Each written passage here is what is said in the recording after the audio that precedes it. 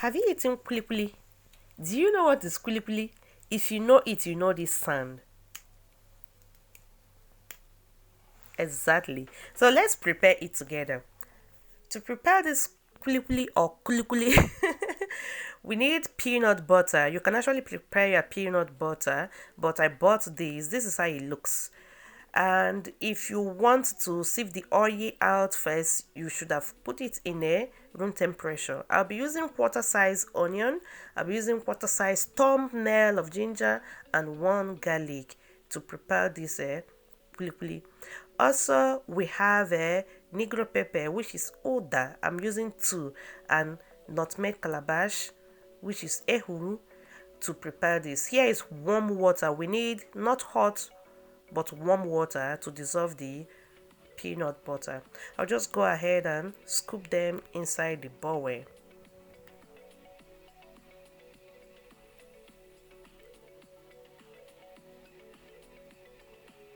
After that, I'll put the whole ingredients, which is onion, garlic, ginger, ehuru, and uda, inside the blending bottle. I will go ahead and put little water in it. I'm adding the salt in the granite paste now. I didn't add much because that granite already have salt. Alright, so after blending it, I blended it off camera. I'll just go ahead and sieve the juice. We don't need the chaff in there. I'll just sieve it out and pour it inside the granite paste.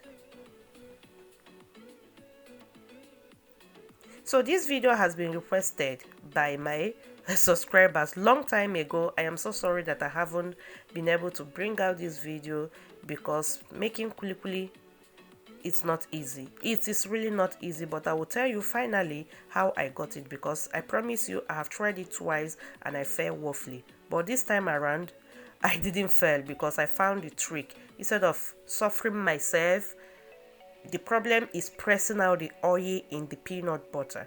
So I will tell you how I did it, and I got the kwili without disintegrating in the oil when I was frying it. So as you can see here, I'm just mixing the whole juice to get in the peanut butter. It have to get in there, yes. And as you can see, it has totally absorbed all of them. You see, imagine how tasty this kwili came out. Yes. And why are we making this kwili? Kwili is one of Nigeria's snack. One of Nigeria's snack. I mean, if you grew up in Nigeria and you didn't enjoy this snack, you have to go back. You have to go back. Oh. Well, especially in the 80s, in the school, we enjoy it a lot. It was a very delicious snack. So to prepare this kwili, you need to add those ingredients in there. But the problem is what I'm about to tell you now. If you're not able to remove the oil, as I said before, you can't fry this kwili. I've tried different methods, pressing it with napkin, kitchen napkin, and kitchen towel. I waste all my energy. In fact, I suffered. My kids were even pitying me when I was preparing this kwili for the first time. So this third time, I'm not going to suffer that. What am I going to do? As you can see, they are helping me there. I'll just scoop the peanut butter already mixed with ingredients in a tissue paper. I try to press it out a little to show you what I mean. The oil that will come out from them, you will see it. It is a lot of oil, but if you're looking at it, it's as if there is no oil. There are oil enough that, in fact, 1 cup. Did you see? So if you go on pressing it like this, you will waste lots of energy. And imagine the disappointment when you didn't get the result. So what I did was to place a heavy object. I pick up all the instruments in the house that we use for sports. I wrap them very well in the tissue and also with a towel, that is kitchen towel. Put them like this flat and press them on top of them. You see, I put it in a pot and I place them on top of the peanut butter, and before you know it, after 3 days, I left it there. The oil came out, all of them came out, and the kwili work. Without pressing the oil out, it will not work. It will not work. If you have anything that they use to extract oil, very, very nice. In fact, leave the link of those things or the picture of it in the description box for me, or in the comment section. Sorry, I will check it out because I really need it. If not, just go ahead, place heavy object on it, and it will become just like this here. Did you see that? The oil are out. Now I came to appreciate the people that do kwili. All those Hausa people that do it, I appreciate. I don't know how they do it, how they extract the oil, but the point is that the work is not easy. It is not easy. So this is it. I wanted to pour in water and I said no. Let me not go and ruin everything. So I use spoon, put 3 spoons of water, warm water please. And I will just go ahead and make the dough very nice, because like this you cannot mold it. You need water to soften and make it in a moldable form. So thank you so much. If you are still watching, I really appreciate. Thank you. The video is still going. Go nowhere please. Watch the video to the end to support Oma's taste. Thank you so much. And if you have not subscribed, thank you for always watching, because I know one day you will hit the button. Yeah, the red button.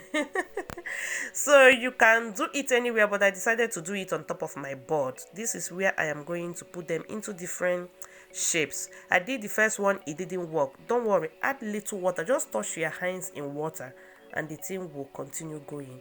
A little water in your palm, mold it, and everything will be going well.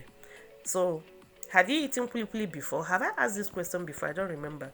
But if I've not eaten kwili before, let me know in the comment section. Please, you are missing. Order kwili. I think there are people that says kwili you can order from them, or anytime you go home, you can also buy them. You will like them, especially if you buy the one that is carefully made like mine, with a lot of ingredients that is suitable to the taste. If you buy it, you will enjoy it. There are some that just taste granite. I'm telling you, I've eaten a lot of kwili in my life. There are some that are just granite and they are as strong as iron, which is not good for the teeth. So when you are buying kwili, if you see it, if you are able to break it immediately, then it's alright. So this is the ones that I came up with. I mold them in the sizes that allow me to mold them, and I've already preheated my oil. I'm using sunflower oil to fry them. I am gently dropping them in the oil. My sister, at this time, my heart was beating. Why? Because each time that I prepare, the 2 times I've already prepared it, once I put them in the oil, bye-bye, they will all disintegrate or scatter. My kids will be like, oh, mommy, after all your hard work, but this time around, our kwili came out very well. You can't imagine the joy. Yes. I was so happy because I let the iron, or our, exercising equipment to do the job for me. It pressed the whole oil out. And this is it. So when the oil is hot, reduce the gas. Please don't fry on high heat. And another thing, don't fry with any pan that you know that it can easily get burnt. This need a pan, non-burning pan, yes. Or you reduce the light. Yes, reduce the light. You have to fry on a low heat. Fry it until it is very, very crunchy, but not black, please. If it is black, you won't enjoy it. So always shake on it. Mine, one of them was lighter, the other ones was darker in color. Like this first one was a bit darker, but it was okay. It was okay. So this is kwili. It have come out. So why I was trying to make this kwili is to use it to make suya spice. In my next video, you will see how I use it to make suya spice. But please give me a thumbs up. To make kwili is not more you at all. Thank you so much for coming. I so much appreciate your support. Thank you so much. Don't forget to give me a thumbs up, and if you have not subscribed, please subscribe to Oma's channel.